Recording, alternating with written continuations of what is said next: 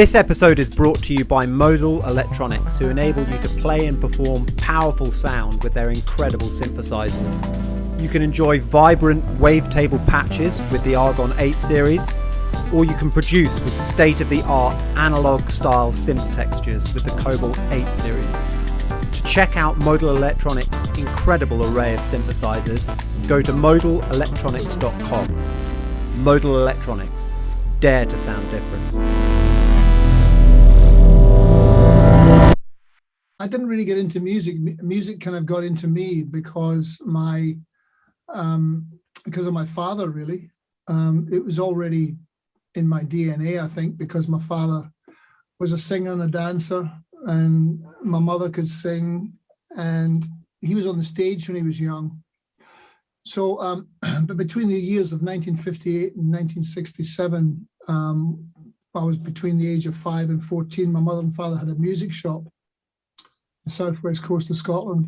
So music surrounded me. You know, it was something that I was in the middle of. So it was almost like, you know, it wasn't really a choice I made. It was just simply what surrounded me.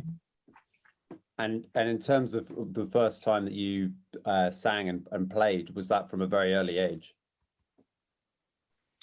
Yeah, I think I was about, I wanted to learn how to play the guitar. So I took lessons from a girl who was a bit older than me and was a good musician. She played violin and guitar and piano. And she taught me how to play chords, how to play House of the Rising Sun. And I was off. And in terms of when you decided to pursue it professionally, like what gave you the impetus to do that?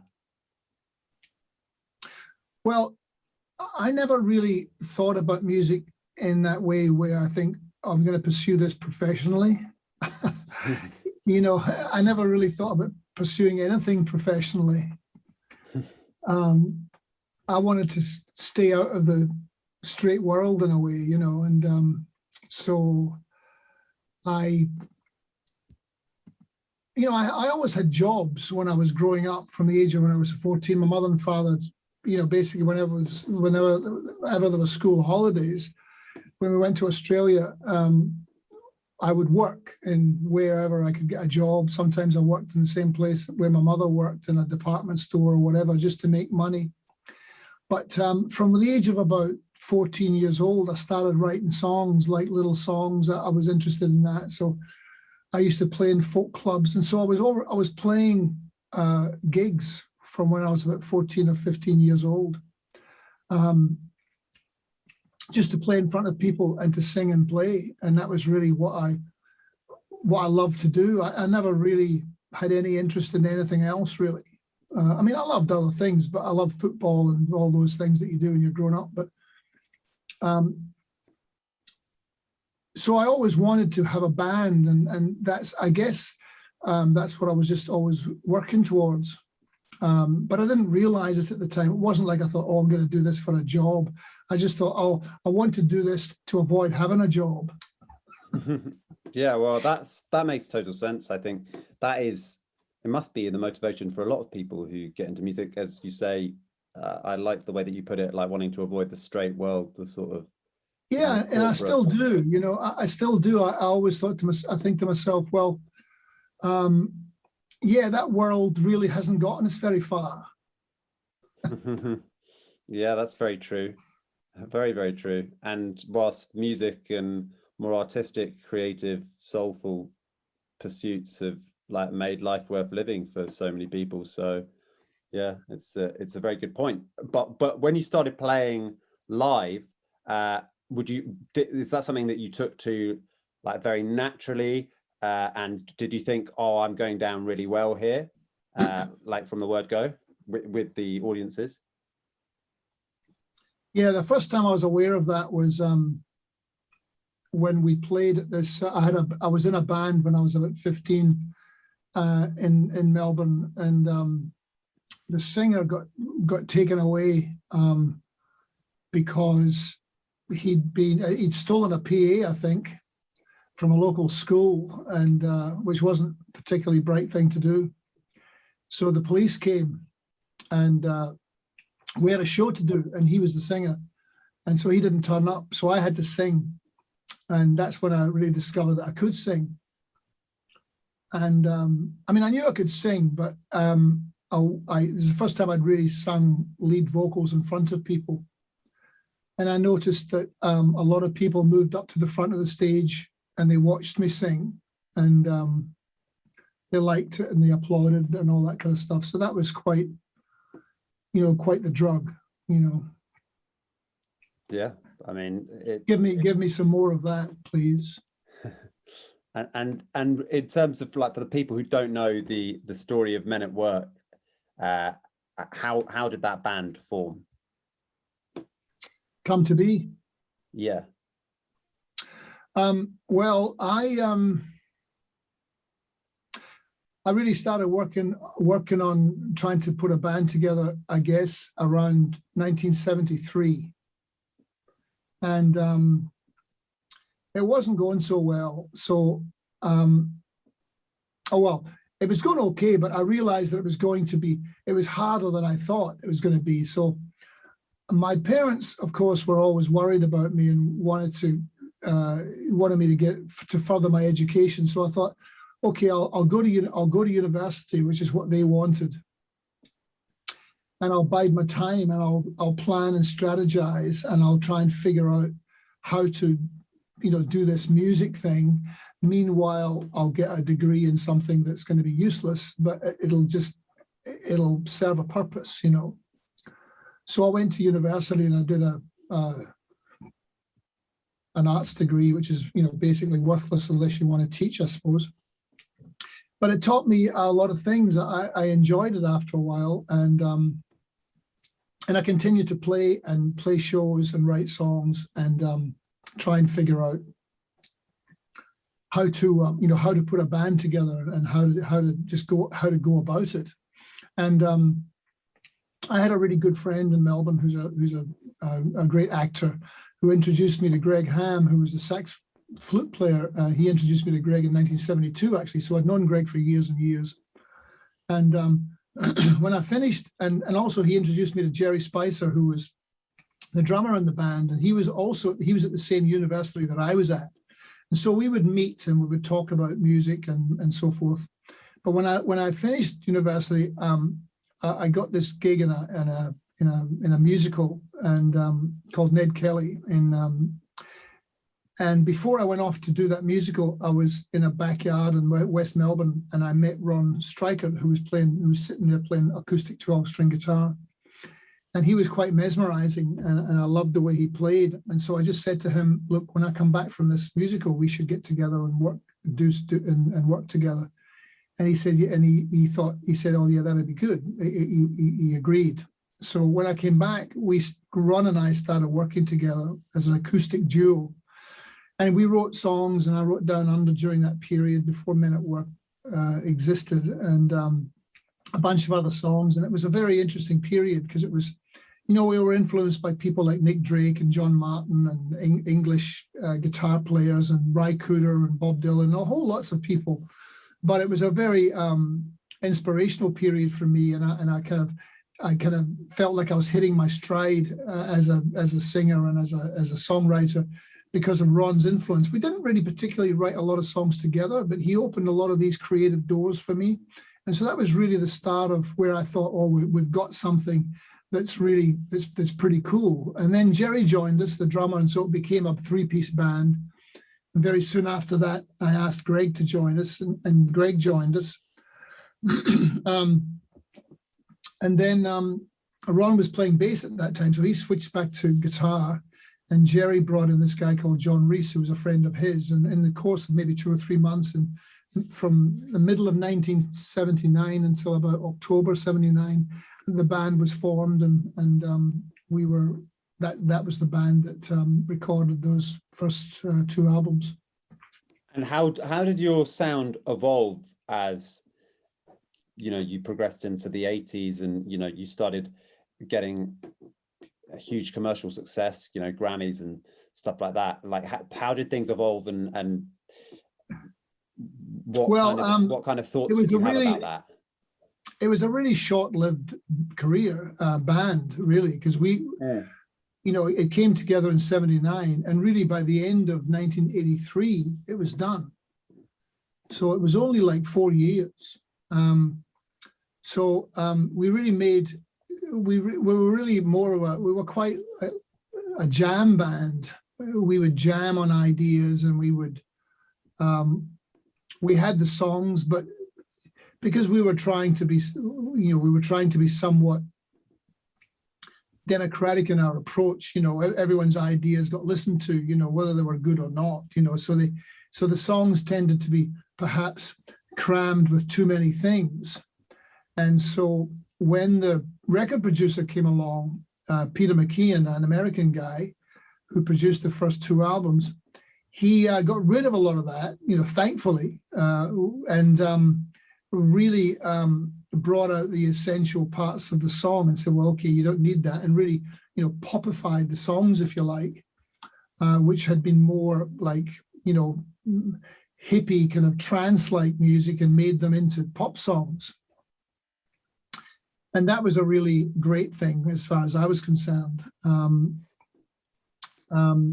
And so we made the first album, and then we toured on that. And then we made the second album really quite quickly after that. And so that was really our sound. And there wasn't really much involvement after that with that particular band, because we spent the next 2 years touring, and then we broke up, and then that band really was no more. And we made a third album, which was called Two Hearts, and there were some interesting things on that record. There was some good. Greg wrote a few good songs, and I had a couple of good things on there. But it was really done. The band was over, but we didn't really realize it at the time. And because I was interested that it started from a place of like Nick Drake and that sort of thing, and then obviously it evolved. But like by the time you got to record your albums into something that was kind of, I guess, more immediate and more catchy, but not to say that it's like a million miles away from where you started at, but it definitely was. Interestingly enough, I think that what was perhaps interesting about our songs that is not immediately obvious when you listen to the Men at Work songs is that a lot of them came from an acoustic bass, so you'd be playing acoustic guitar, and that's how the songs were written, on acoustic guitar, which a lot of songs are. Yeah. But some of them had drop D tunings, and so they had this drone-like quality, like a lot of John Martin stuff does. And so that's how Who Can It Be Now and Overkill were written with those tunings. And so it does give the song a somewhat haunting quality musically. And I think that transcended into the Men at Work recordings without really actually trying to, just, chordally, especially a song like Overkill, it kind of does it goes to a couple of interesting places chordally, so. But I think that they retain that influence in that sense. Yes, the acoustic thing was always there, in the essence of the song, and that's very interesting. I mean, the songs are obviously incredible, but it's just interesting how to know how they come to be. Yeah, how they come to be from that initial place, and to what extent. Like you guys had, like what you were thinking about that at the time, having come from like quite different starting point in some ways, at least sonically. Yeah, and even with the different musicians in the band, Jerry, the drummer, for example, was a huge Phil Collins fan as a drummer, and so he always, and he loved Genesis, and and so he wanted to, to push in that direction, and Greg was coming from a different place altogether. He was coming from I suppose we were much more influenced by English music, English bands than American at that particular time, but we loved Little Feat. The Little Feat was an American band that we always used to listen to, and they used Amazing. to, they used to blow us away. And but yeah, when you bring in different musicians with a different attitudes towards music, which also has an effect on how the songs end up sounding, for better or worse. I always took this. I always wanted to take the path of least resistance, which was, okay, this is a simple song. Let it be that. Let it be simple. There's no reason to actually go down another road if you don't have to. So that's why I was happy when the producer came in and said, okay, let's just get rid of all this stuff that we don't need. And the drums are 4 on the floor and simplify this. And, the saxophone, for example, and Who Can It Be Now, when we used to play it live, I never used to play that hook of the song, ba-da-ba-ba-ba-da. That never used to come in till halfway through the song. And he said, well, you can't do that. We got to put that sax hook up the front of the song, because otherwise, no radio programmer is going to wait for 2 minutes and 30 seconds before they hear that sax hook, So we thought, oh, fucking brilliant. What a good idea. So things like that, which made a huge difference to how the songs ended up sounding. Yeah, they really did. Little Feat as well, you mentioned as being a great band, and Bill Payne from Little Feat came on the podcast about a month ago or something. So I share your admiration for them. They're a wicked 70s band, so good. I saw, I saw, I don't know if it was their last show with Lowell George, but I saw them in Melbourne at the Festival Hall, and it's still, it was such an incredible show. I don't know whether they felt that as well, but oh my God, it was life-changing. It was so stunning. Everybody was so, Richie Hayward and Kenny, the bass player, Kenny Gradney. And Lowell George was just sublime, and he, like the way that Paul Barrere's guitar and Lowell George, and it was such an amazing band, I don't even know whether that many people anymore. They're certainly not on everyone's lips. You've got to be into like 70s stuff, and like it's not like you need to dig that deep, but you definitely need to go down the rabbit hole a little bit, with the whole 70s thing. But they do get some shout outs from, well, you're giving them a shout out right here, and like loads of people seem to, and quite right, because they're so good. But so what I wanted to ask, going back to your own story, is obviously you have made considerably more albums as a solo artist, and great albums, and you've been doing so consistently. So how at peace are you with the success of Men at Work, and the fact that that's probably always going to get brought up in interviews and stuff, and if the answer is you find it very irritating, then I'm sorry for lingering on it for so long. No, I'm forever grateful for I'm very proud to have been in Men at Work. I think that we did we broke a lot of ground, and we did amazing things, extraordinary things, which for me it's not really part of the past. It feels very present to me. It doesn't really feel like the dust is really settled, because the music still gets played. I still play the music. It's still, if you take a song like Down Under, for example, I can mention this where, when I play my show, sometimes I tell people, look, 40 minutes changed my life. I wrote Down Under, and well, it came from a little cassette that Ron had given me. But when I actually sat down and wrote the words and played the chords and wrote the song out, it took about 40 minutes. And those 40 minutes completely changed my life. They enabled me to live. They enabled me to make a living. They enabled me to keep doing what I'm doing. So I'm forever grateful for that song, and a number of others as well. But Down Under, spearheads that feeling. And when I think about the song, I don't think about the song. I go into the supermarket. Basically, every time I go into the supermarket, I usually hear me in the supermarket. I hear a song of mine at some point during the day, and I go, oh, there's me on the radio. but the songs actually live inside you. The songs live inside me. They're much more personal than that song that I hear, you know. So they're always a part of you, and they all live very very happily together, whether it's Down Under or whether it's a song I wrote yesterday. So and I think that a lot of people who have followed me for a long time, they're fine with the Men at Work stuff, and they like it when I play Down Under and all that kind of stuff. But for the most part, most people who've been following me for years, they're hungry for new things, because they realize that what we're all doing is trying to find some point to what happens from when they wake up until they go to bed.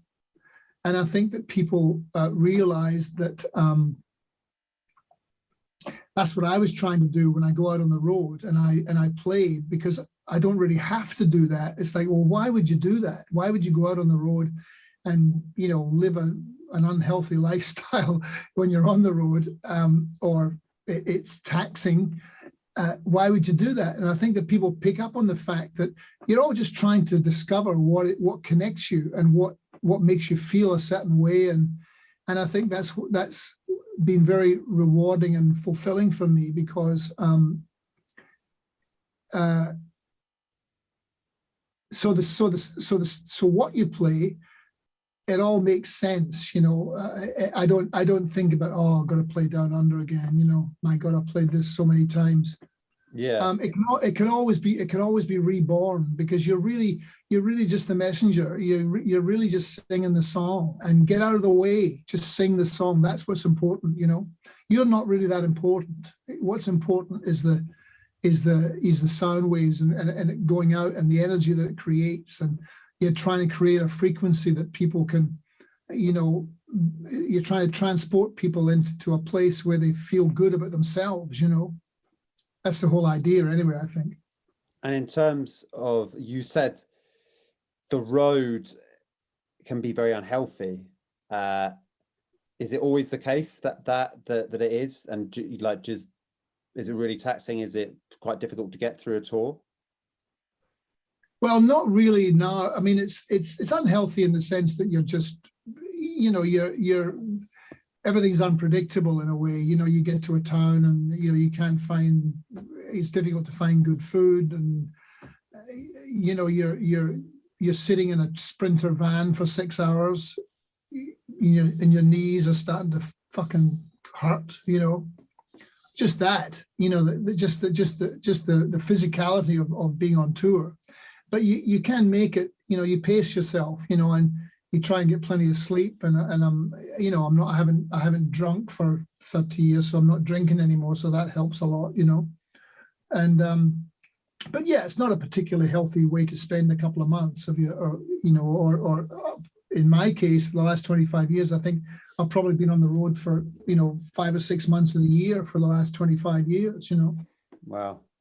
And do you have plans to resume touring, or have you already resumed touring? Yeah, I'm going out in August. I was supposed to be on the road, of course, in the last 18 months. I started touring in March last year, but then of course I got up to Seattle, and the pandemic had hit really hard in Seattle. So we drove down to Colorado, and then it was just getting crazy. And so the tour manager said, "Oh, the gig's cancelled tonight," and all the others are pulling out, and I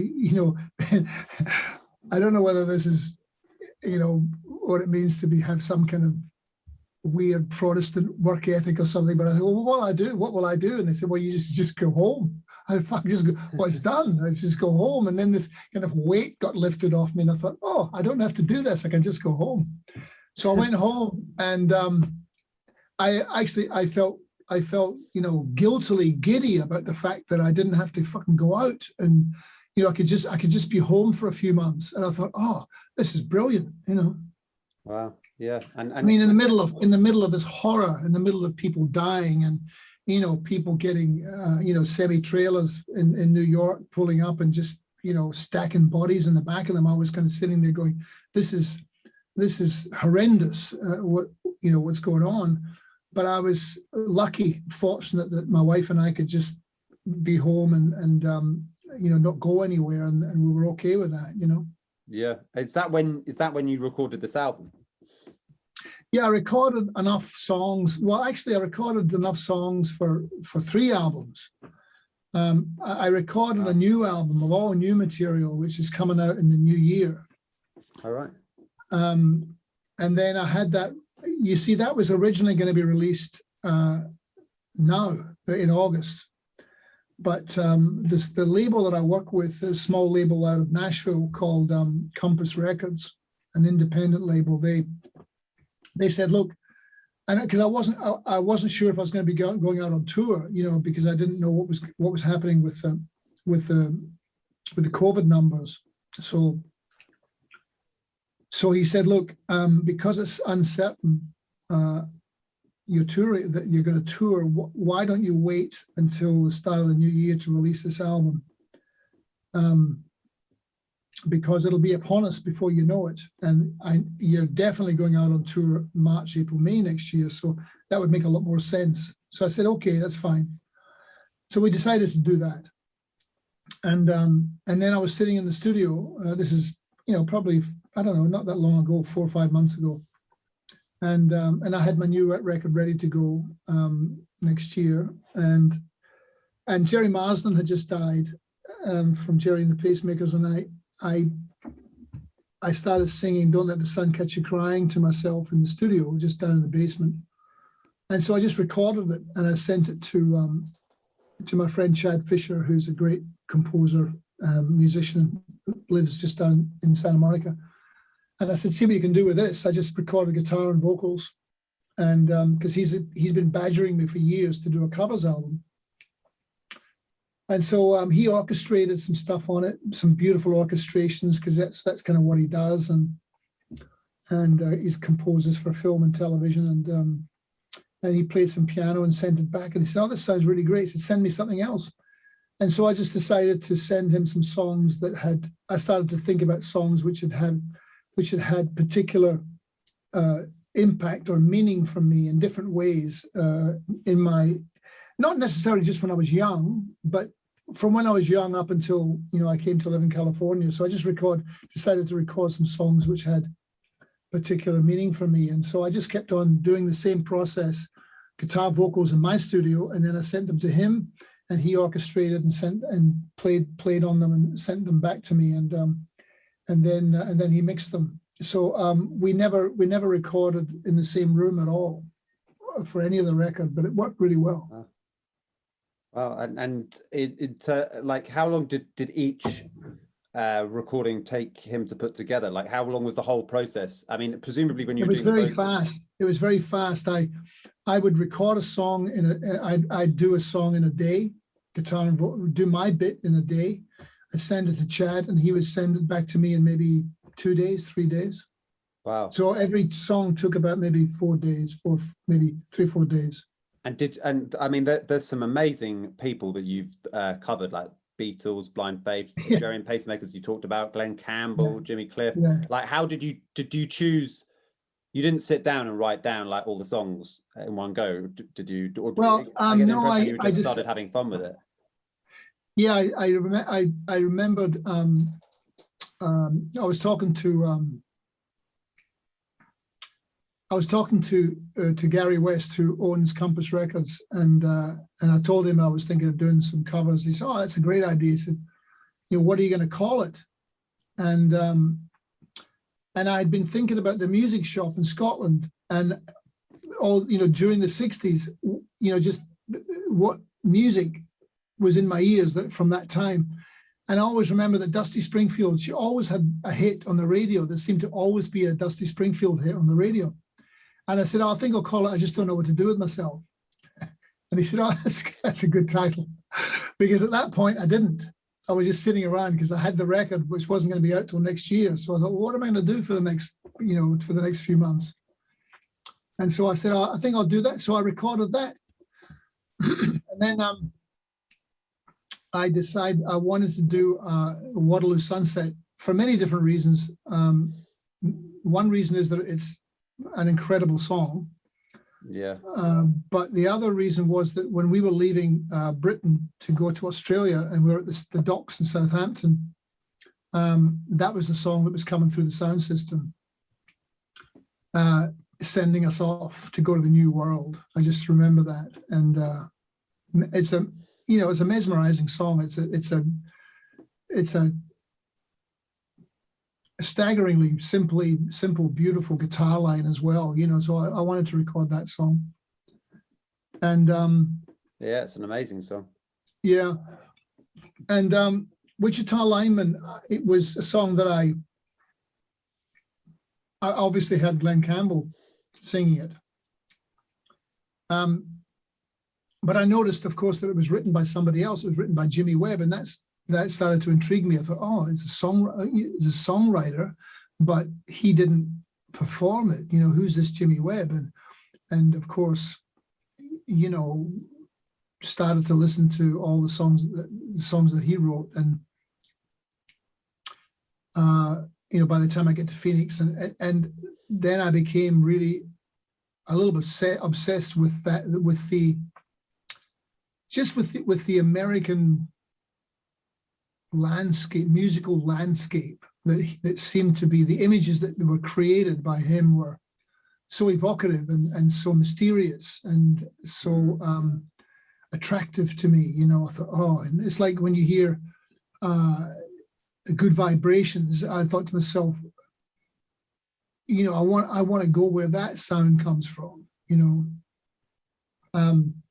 So Wichita Lineman was one of those songs, and I always, I've sung it. I've sung it live when I was young, but I've never recorded it. So I thought, well, I'll record that song. So it just went from there, of just thinking about songs that had particular impact. Can't Find My Way Home, of course, was the one Blind Faith album that they did, and I loved that song. That was my favorite song on the album, because you could kind of pick it out on acoustic guitar. It had that when you're playing acoustic guitar, and I had a nylon strung guitar at the time as well. You could play that rundown in D, which was really like that's contained in a lot of songs, but it was really a kind of a life-changing discovery.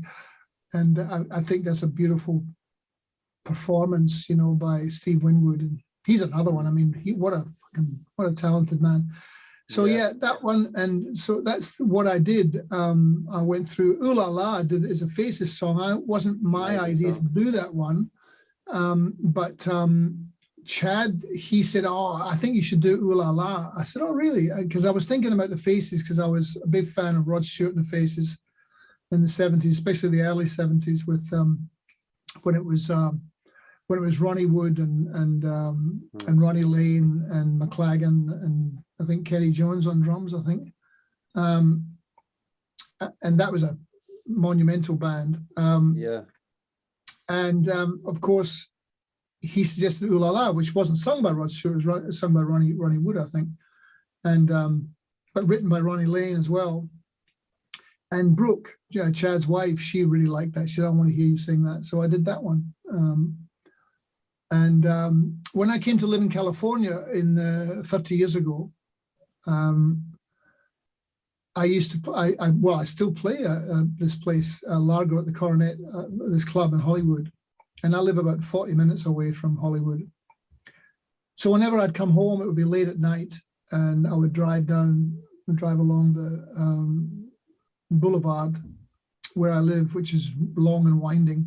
But I would listen to Delamitri, and because that Scottish band that I loved, and I loved this song, Driving with the Brakes On. I just thought this is a fucking staggeringly great song.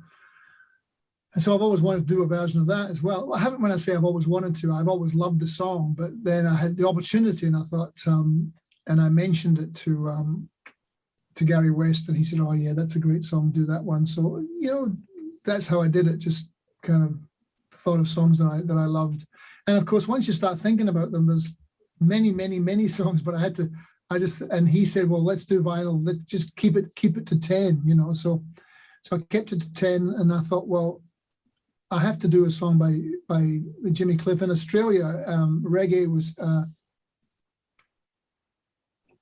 70s was, you know, a lot of films that would come in to Melbourne at the time were brought in and in the underground. You know, they were played in the art houses and movie theaters, and that was the case with The Harder They Come. So that came in the early 70s, and that was an amazing film and amazing music, and it's just a great song for singers. You know, it's a monument. It's a beautiful song. The melody is awesome, you know. Yeah, it's a really like heartbreaking melody in a way. It's so good. Yeah. Really emotional. And so you chose 2 Beatles tracks, and for those people that don't know, you play in Ringo's All-Starr band. How's that experience been, and how did that kind of come about? I was just driving down the freeway. Well, I think that they have lists of people, you know, Ringo, and there was a guy who used to put together the tours. It's a different person now, but back then it was another guy who would help put the tours together with Ringo, and they would, you know, they had different bands every time he'd go out. You go out at that time. He went out every couple of years, I think. This is back in. I mean, he's been doing it for 30 years. This touring as the All-Starr band for the last 30 years.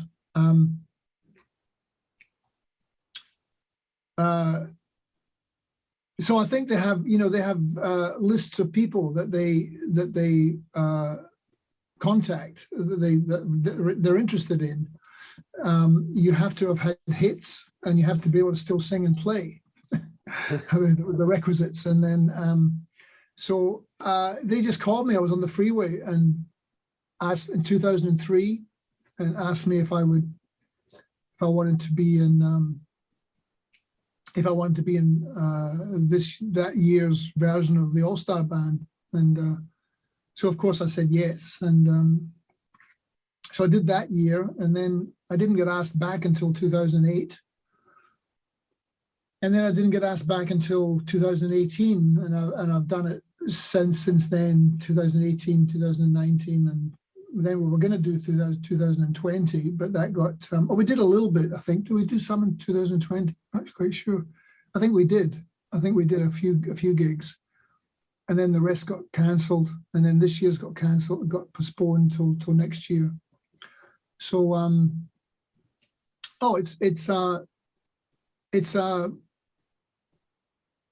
you know, it's truly an honor to do it. It's a privilege. There's absolutely nothing wrong with it at all.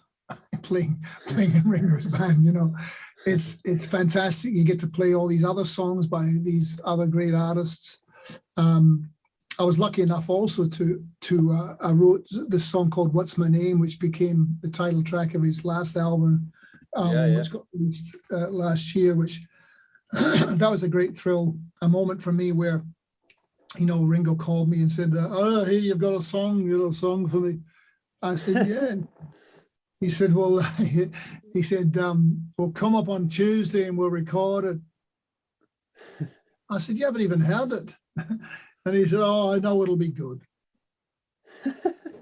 So then I had to make it good. Yeah.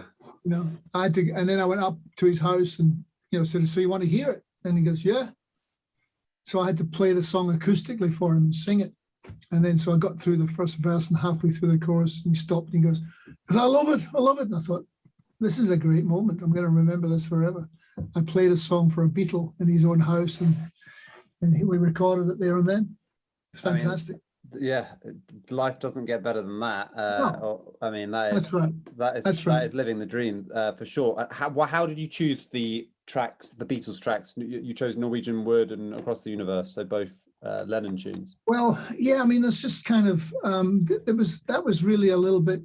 It wasn't really that conscious. I mean, I've played Norwegian Wood live, maybe it was a bit lazy of me in a way, because I played Norwegian Wood live and I play it in dadgad tuning, and it just sounds lovely to me. So I just played that in the studio, and I thought, oh, that sounds cool, and so I sent it to Chad, and he loved it. And so he just added a few things, harmonium, and we used that. And then across the universe, of course, everyone's done. It's a kind of an obvious choice in a way, but it's such a staggering song, lyric. so. It's unquestionable. It's just such a beautiful sentiment, and it's a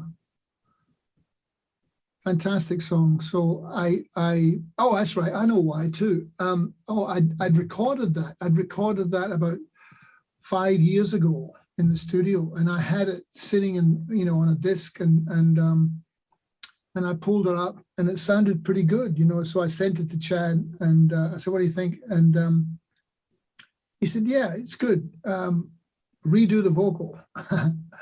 So I was hoping I could get away with the vocal, but obviously I couldn't. But I agreed with him. So I actually redid it. I re-recorded it. But I had my wife, Cecilia, sang vocals, and San Miguel, who is a musician that I work with. They'd done some background vocals. So the rest of it sounded really, really cool, really nice. It was in a really nice space, and so I really liked it, but my performance could have been better. So I re-recorded the guitar and voice, and sent that to Chad. So that was the reason we did that. It was actually already recorded, so that made that one a little bit easier. Oh, that's interesting. And so this album is out on August the 6th. Yeah, Okay. That's right. Is England in mourning today? Yeah, it's I'm also a non-boozer. I haven't had a drink for nearly 4 years. I did erroneously smoke my first cigarette in 7 years yesterday, which luckily has put me off smoking even more. I feel like I've had about 20 pints today for some reason. You sometimes struggle to get up in the morning or wind down for bed at night. I used to find it so difficult. I woke up with no sense of positivity and brightness. I was void of motivation and spirit. This changed completely when I started waking up with a Lumi body clock.